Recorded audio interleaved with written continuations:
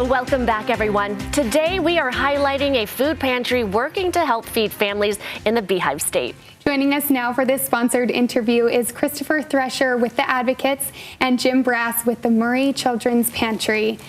Chris, tell us about the Advocates and this nomination of the Murray Children's Pantry. Yeah, you know, one of the qualities of an advocate is someone that has passion, empathy, and resilience. You know, and Jim from the Murray Children's Pantry, you know, embodies all of that. You know, I mean, he has a passion for being able to help people in the community that are in need, and he understands their situation, and he's persevered, you know, through these 4 years since the Murray Children's Pantry's open to be able to gather donations, to be able to help out people in the community.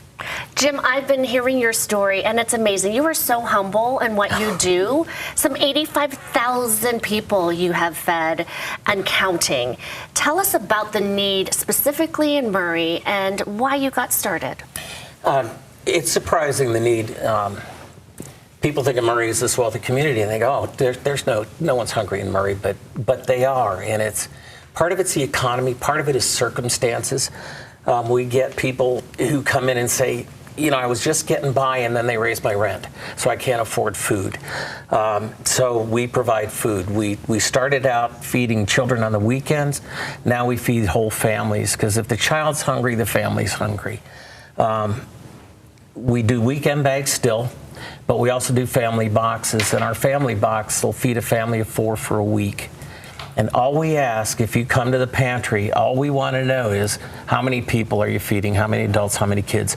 Don't ask for identification or proof, because we don't want people to be uncomfortable coming. We just want to feed people. I love that you are doing that. Talk about the response that when people come in and are able to get this help. I'm sure that's so touching. It makes your day. When you volunteer at the pantry, you're going to work hard, but you get to see this, and we get a lot of tearful hugs. I had a gentleman who had waited in line for 2.5 hours at another place, didn't get food. He had 6 children, and they hadn't had food in the house for a week. And imagine not being able to feed your children. So, you know, that's what we do, and all you need is one of those a week, and it keeps you going.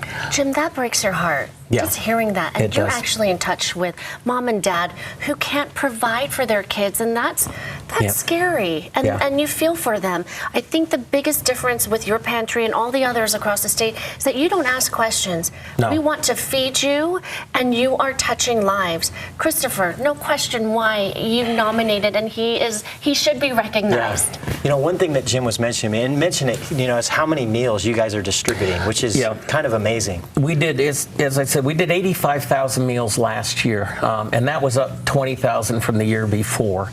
We do between 2,000 and 3,000 meals on a Tuesday. We're open Tuesdays 10 till noon for 2 hours. So when I say 3,000 meals, that's in 2 hours. We see food come in and go out quickly. You see shelves, pictures of the shelves in our pantry that are full of food. Those will be empty at the end of a Tuesday. So we do need food donations, and we only take shelf-stable food because they don't have refrigeration, or we'll take cash. And you could go on the website or come visit us. But Jim, it's a Tuesday.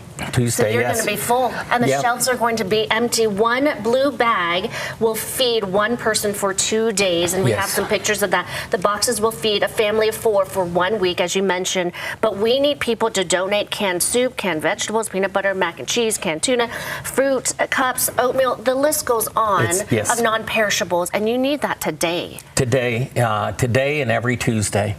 And the need is continuous. It's not just around Christmas or Thanksgiving, it's year round. And we're heading into our busy season because children are leaving school, so they don't have those free lunches. There's panic for families as we wind down the school year. Yeah. Jim, this is incredible what you're doing, and Chris, thank you for highlighting such an incredible organization, and I'm sure people will jump at the opportunity to help out. Again, you can visit them at murraychildrenspantry.org, and their Venmo is attached right there as well. Thank you guys so much. Thank you. Christopher, we always need someone to advocate for someone else, and great organizations and people like Jim. So make sure you hop online and tell people who you should recognize. Yeah. I mean, Jim highlights that. You know, he focuses embodies on the need. all of it. Yeah. Yes. Thank you, Christopher. Thank you. Thank you, Jim. Thanks again to Thank the you. advocates for sponsoring this interview. Now.